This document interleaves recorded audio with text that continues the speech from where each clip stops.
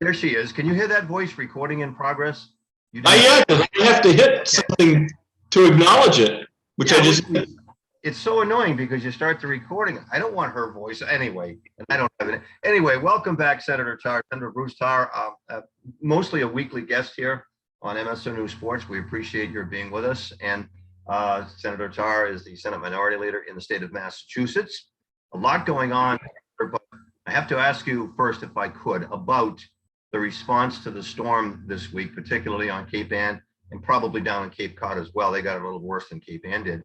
But it was one of these things where I usually like to prepare and prepare well, but I've been inundated with these 3 and 4 week predictions that say 17 feet of snow coming, 500-mile-an-hour winds, and we get nothing. And Cape Ann is pretty resilient, as you well know. This one came out of nowhere, as far as I can see, and I learned about the storm a day before it hit, and it hit a lot harder on Cape Ann than I imagined. And maybe you could tell us a little bit about your helicopter view, because there was a tremendous amount of damage. And I'm here today, a couple of 3 or 4 days after the storm, there are still many of those utility trucks throughout Cape Ann working to get things fixed. And I think it's been a remarkable response. But your whole view of this situation. You know, Rick, the storm certainly had significant impacts, and we had been given predictions leading up to the storm of ranges of things that could happen. So estimates of a range of wind gusts and a range of rainfall amounts. And what I think we saw is certainly things that happened at the upper end of those ranges. So we had seen that we could get wind gusts up to 70 miles an hour. I think most of us thought, well, maybe it'll be somewhere in the middle of that range. But what we actually saw were wind gusts in excess of that. In fact, I think at Rockport, there was a recorded wind gust of over 78 miles an hour. And when you put all those things together, you're going to have impacts. And across Massachusetts, we had power outages that I believe were actually numbered in the hundreds of thousands. And of course, in the office, we get regular MEMA updates from the Massachusetts Emergency Management Agency. And it was becoming clear from those updates that we were going to have serious demand on the need for emergency services in terms of power restoration, in terms of tree removal, and then, of course, behind those things, making sure that people can be kept safe.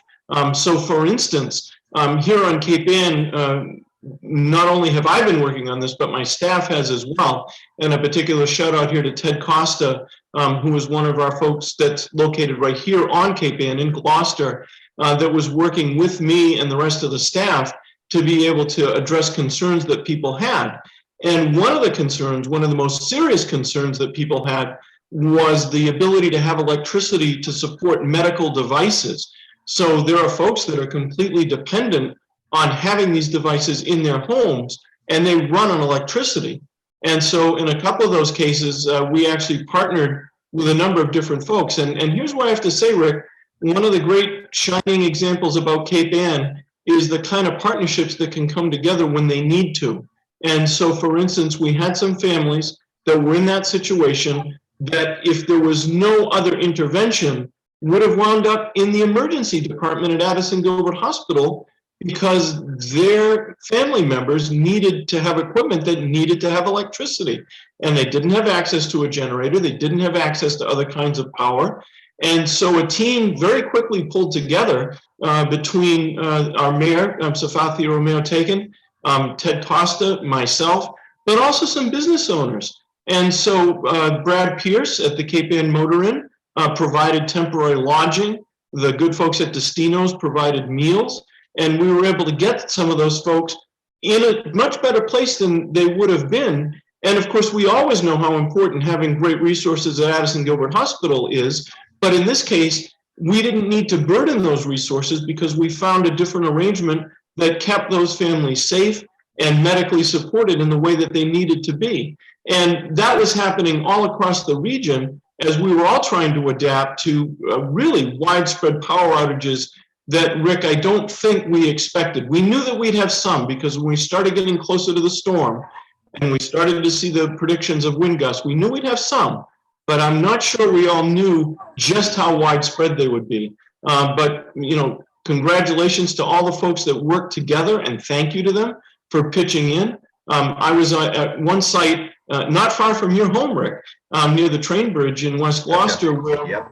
I was there with local officials, and we also had folks, contractors that had been brought in by National Grid from Canada, from the region around Montreal. And so resources came in from a number of different places, but as important as that is, it was also important that people found a way to work together to address local contingencies that arose.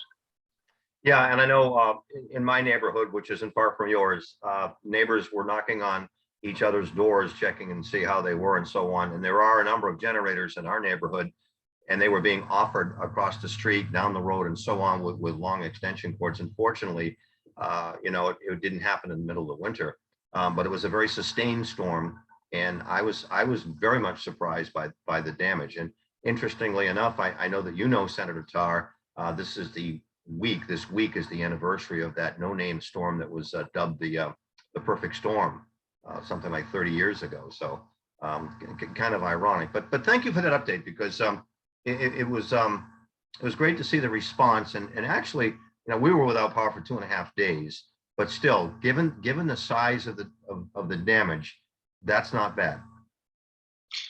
You're right, Rick, and of course, we're fortunate that temperatures were not as low as they might have been. I did not have power for roughly the same amount of time that you didn't, and it was certainly uncomfortable in the house, but it was not a situation where we were worried about pipes freezing and other kinds of damage. But what all of this reminds us about is how vulnerable we are, and how we always have to think about how we can become more resilient and how we can work better to address these emergencies and even prevent them from happening in the first place.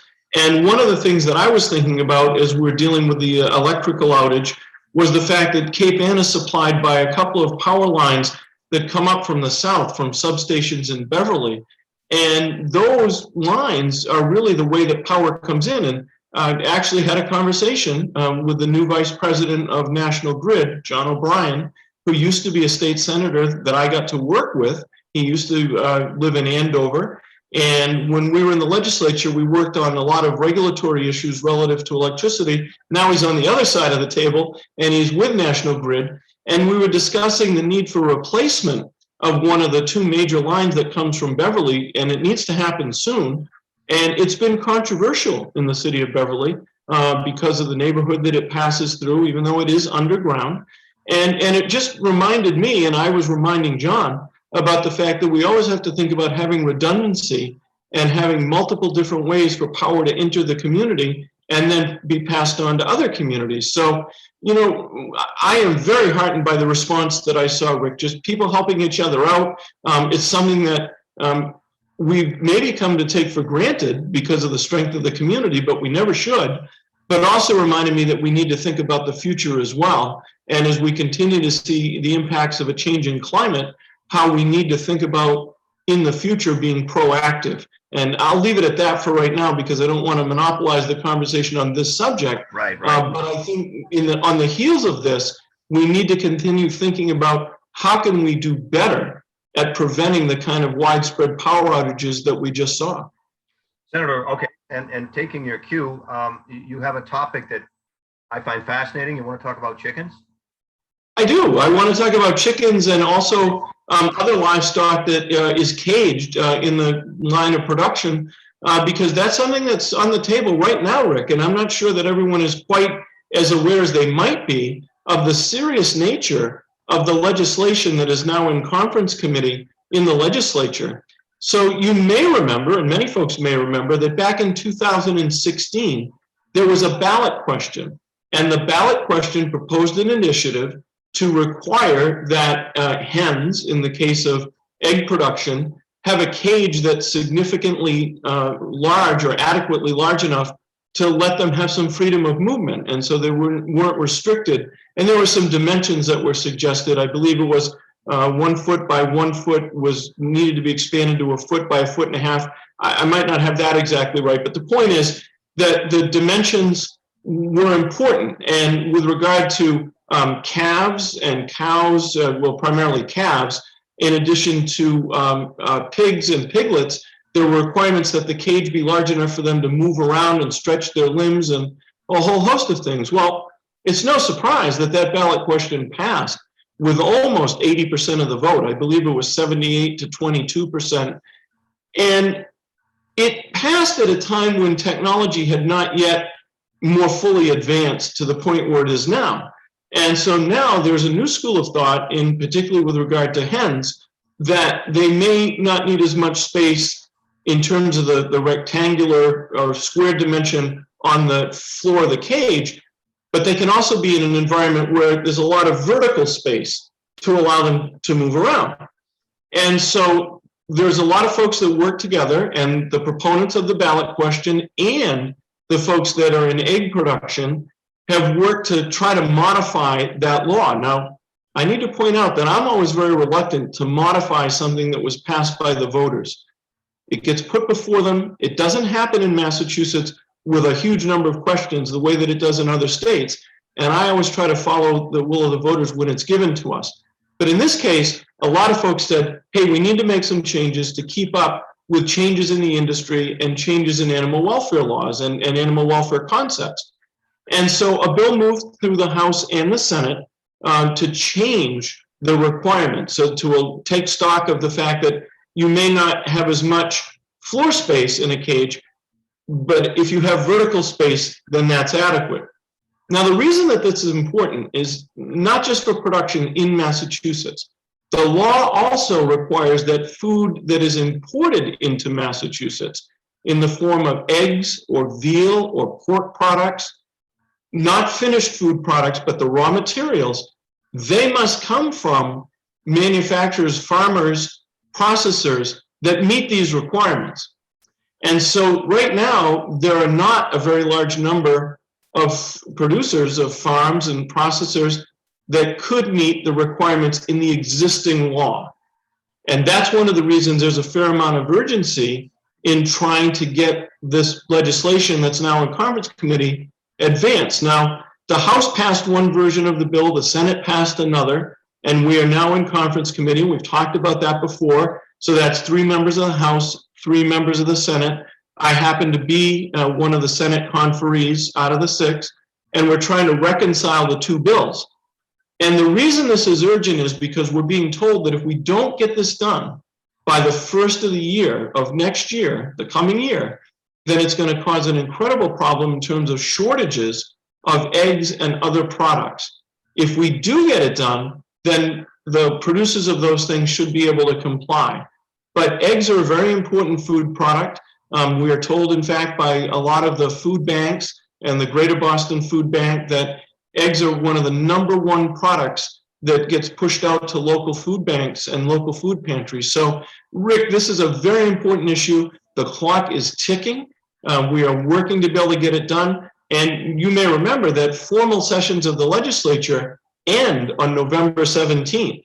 And so if this winds up being a controversial issue, it would have to come up in a formal session. If not, it could be done in an informal session. But I really wanted folks to be aware that this is a subject that may not have caught their attention, but it's one that's critically important, not only in terms of animal welfare, but also in terms of the food products that we need in Massachusetts. Well, I wish you luck on that one. It's I think whenever you have to rely on other people in other states and so on, it's difficult. So I certainly hope that works. And I know that I did read in a similar vein that the Barnum and Bailey circus is coming back, Ringling Brothers without the animals, acceding to the fact that they were kind of cruel to the animals. So it's interesting and fascinating. And I do like my eggs in the morning. So yes, I hope it does come to a good resolution. Finally, Senator, there was some interesting redistricting taking place lately. I know that last week you talked about the deadline that was coming up and the urgency required. What's the update on all of that? So, Rick, I'm glad you asked the question because there is an update, and the update is as of this week. Both the new House district bill and the new Senate district bill are on the desk of Governor Baker. And I wanted to give you an update just a little bit on the Senate version of those bills because, as we've talked about in the past, every district has to be re-examined in light of the new census data that we just recently got from the 10-year federal census. And in the Senate, there is a significant amount of change all across the state. And that's for a number of reasons. Number one, we have had changes in population. We've had some growth in the east. We have not had as much relative growth in the western part of the state. And we've also had more concentrations in the eastern part of the state of growth in minority populations, which need to be accommodated in terms of having voting rights. And so one of the things that the map did, the Senate map, was move us from having 3 majority-minority districts to having 6. And just as a thumbnail way of explaining this, a majority-minority district is a district where a minority population has the opportunity to elect the candidate of its choice. And I won't go too far into the analysis of that, except to say that we had to consider very carefully Senate districts where we had significant minority populations to make sure that those populations had the opportunity to elect someone that they wanted to elect and not be dominated by the non-majority population. And generally this works where we have a minority population of more than 50%.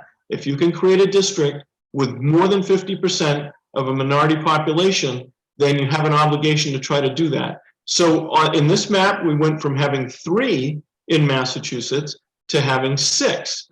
And one of the most significant of those new districts is actually in the Lawrence area. So it combines Lawrence and Methuen and parts of Haverhill to create a Hispanic voting district. And that, of course, had ripple effects all across the North Shore, all across the Merrimack Valley. In addition to that, Rick, one of the things that we worked on in the Senate with a lot of intensity is trying to avoid having communities that are split between 2 Senate districts. And so going into this exercise, we had 21 of those across Massachusetts, 21 communities where the community was split into more than 1 Senate district. This map reduces that number to 11. So significant progress made. But I would say this, there is a lot of change contained in these maps. And we have legislative districts that have been in effect for the last 10 years. People have become accustomed to them. They've become familiar with them. They have become a community of interest. And now a lot of that is changing. So I think as time goes by, we're going to see a lot of impacts here that we're going to have to work through. We're going to have to understand. But assuming that Governor Baker signs these bills, they will be the new law in our state. Well, it's a lot for me to digest. I thank you for all of that. And I'm going to have to make sure I keep up with my reading. See, you're giving me the homework assignments now. The roles have reversed, Rick. I know. The student has become the master. I get that. And finally, Senator, trick-or-treating is taking place this week. I think this is totally unprepared, it's not off the record, but it's totally unprepared. Trick-or-treating is happening across Massachusetts now. Things are opening up with respect to that. They are. We are seeing trick-or-treating. We have seen some restrictions in some communities, but I do want to make note, Rick, that last Saturday, there was a citywide Halloween party, essentially, at Stage Ford Park, and I had the opportunity to stop by for just a little bit and watch what was happening. My brother was actually working on providing hay rides there, and there are a number of different community partners there. And what an amazing event. It's estimated that there were at least 2,000 people at Stage Ford Park enjoying everything that was being offered. There was pizza, there were various forms of entertainment, there were hay rides. And Rick, you know, with all that we've been through in terms of COVID-19, it was just heartening to see families be able to come out, spending time together, having the community be together. And what a wonderful day it was last Saturday. And I suspect that we'll see some trick-or-treating going on. And I'm wondering if, since we live very close to each other, if you might reveal your costume so I'll know who you are if you come to my door. No, I'm not going to tell you. Oh, God. Those days are long gone. I suspect you may be coming under the guise of a math teacher, so I'll be on the lookout for a calculator and a slide rule. There you go.